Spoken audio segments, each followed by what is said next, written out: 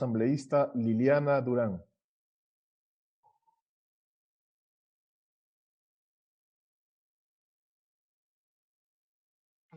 Gracias, presidente. Un saludo a todos los colegas asambleístas.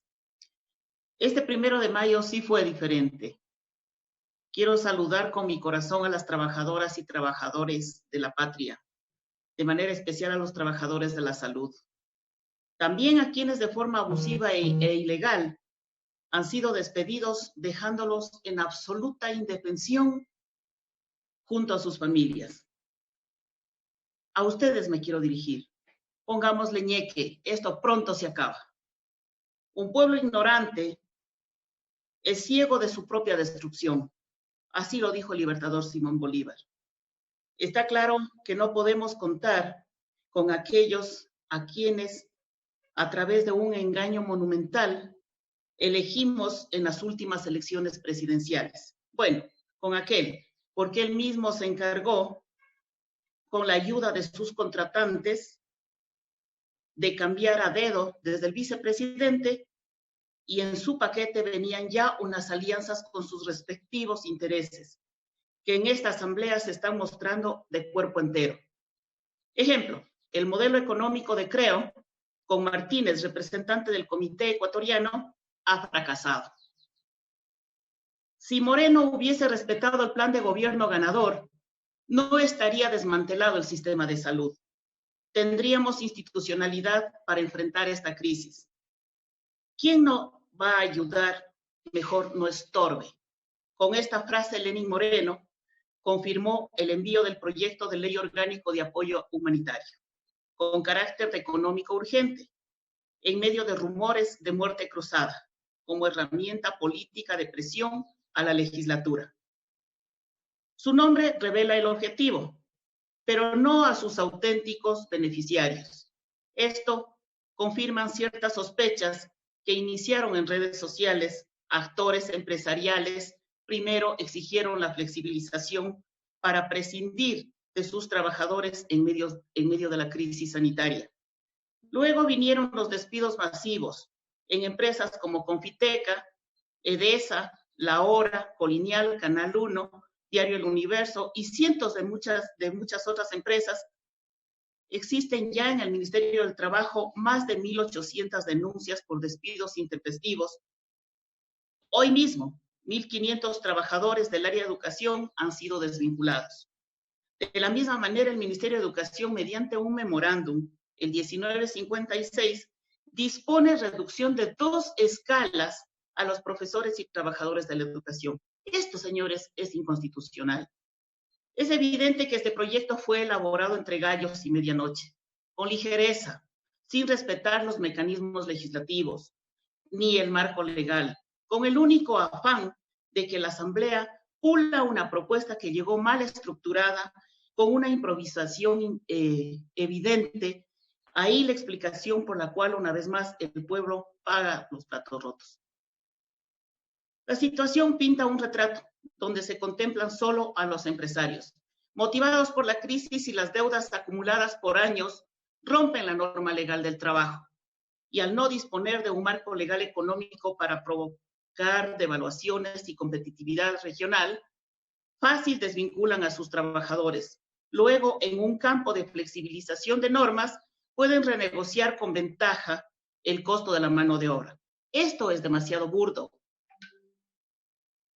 Así se construye el salvataje de las empresas, financiado con un pequeño aporte de las utilidades empresariales y con el pago obligatorio de una parte de los sueldos de los trabajadores públicos y privados.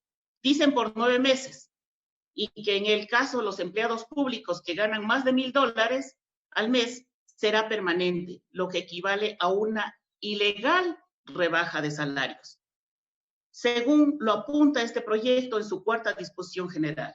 Una vez que culmine el plazo para el pago de la contribución humanitaria temporal sobre ingresos de personas naturales, se reducirá el 10% de la remuneración mensual de todos los funcionarios públicos. Hablan de la función ejecutiva y empresas públicas que tengan esa remuneración de por sobre $1,000. Además, los textos propuestos evidencian su inconstitucionalidad. Las contribuciones son ilegales. Se deben realizar cambios sustanciales de fondo. Con respecto al impuesto a las personas naturales en el artículo 3, el texto propuesto por la Comisión en su informe permite que los valores pagados por las contribuciones puedan ser considerados como crédito tributario a partir del año 2022. Esto desnaturaliza la esencia de la contribución. Se redujo el monto de la sanción de no pago de la contribución del 3 al 1.5%. Se hace constar en el proyecto la definición de ingreso neto, eliminándose la remisión al establecido en el reglamento. Con esto se produce un efecto de doble imposición, al no existir el impuesto a la renta por personas, digamos ya al existir el impuesto a la renta por las personas naturales. Debemos encontrar un mecanismo para que las cuentas por servicios públicos en esta emergencia no se disparen debido a la causa del quédate en casa. Esto es necesario. Quedarnos en casa, las personas consumen más luz, agua potable, especialmente en la costa. Aquí se podría tener un articulado que disponga que el pago de marzo, abril, mayo, junio del presente año sean condonados. Que el pueblo más pobre no pague esta crisis. Las instituciones educativas que reciben la compensación por parte del Estado, según la propuesta, no deben desvincular al personal docente, administrativo o de apoyo, menos aún disminuir su salario. No hay sentido en que rebajen la pensión, reciban la compensación del Estado y desvinculen al personal. No hay coherencia. Se debe fortalecer el empleo para salir de la crisis. En la comisión hemos aportado para mejorar los textos.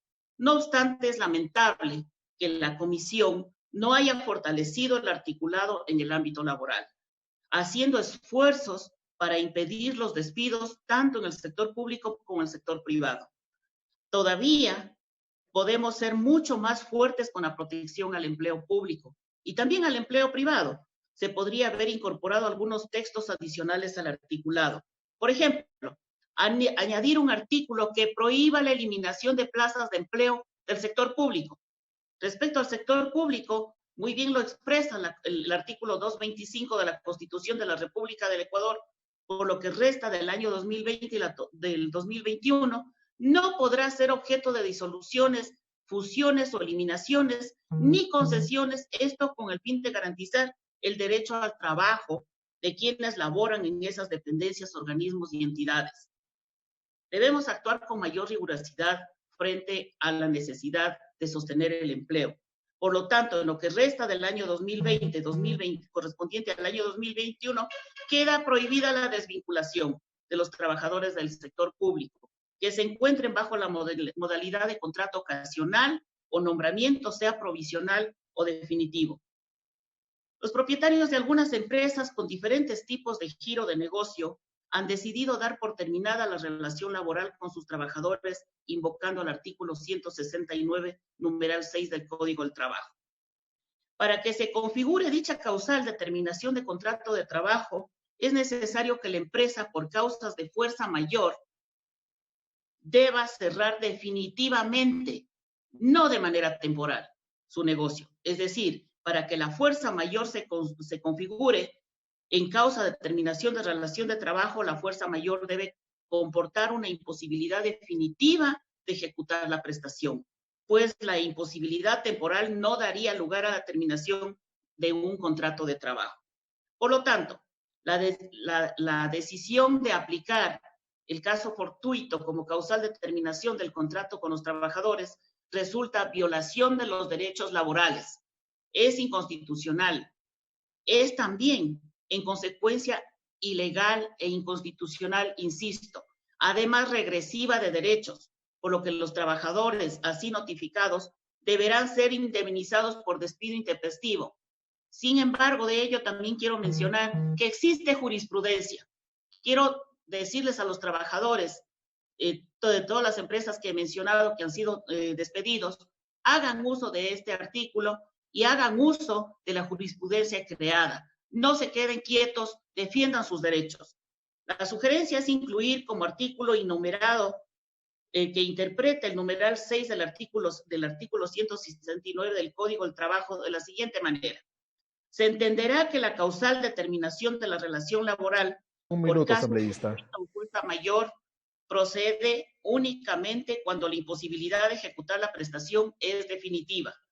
La solución está en nuestras manos y no consiste solamente en ponernos alcohol, mientras sigamos sin entender que todos los que vivimos de nuestro trabajo, sin robar, sin estafar a nadie, somos trabajadores. Las élites políticas y económicas seguirán haciendo de las suyas, mientras el gobierno siga sacando resoluciones ilegales, como disponer, por ejemplo, que el COVID-19 no constituye una enfermedad laboral.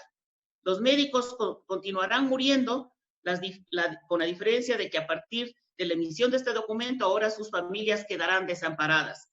Decisiones como estas son el pan de cada día del gobierno. O ya nos olvidamos del video del Camposanto que publicó días atrás la Secretaría de Comunicación con el mensaje de que ya tienen un trozo de terreno y que se puede enterrar tranquilamente a los muertos para que luego los vayan a visitar los que sobrevivan. Nunca hubo una decisión acertada durante esta emergencia sanitaria. Incluso cuando sus funcionarios, los que manejan el poder, piden entrevistas en CNN para rectificar y salen mal parados, ahí las decisiones son mal tomadas y nos convertimos en bochorno internacional. Podría Asambleísta, pasar ha concluido horas su hablando, tiempo. si me permite, termino, presidente. Con gusto, asambleísta. Hemos pasado horas hablando, podríamos pasar incluso horas hablando, pero creo que esto no merece ni siquiera dedicarle 5 minutos, es robarle 5 minutos a lo más importante. No cuenten con nosotros para seguir hundiendo al pueblo, que el tiempo se encargue de ellos. Insisto, si hay alternativas, presidente y colegas asambleístas, actuemos con responsabilidad de cara al pueblo ecuatoriano y no los abandonemos a su suerte. Gracias, presidente. A usted.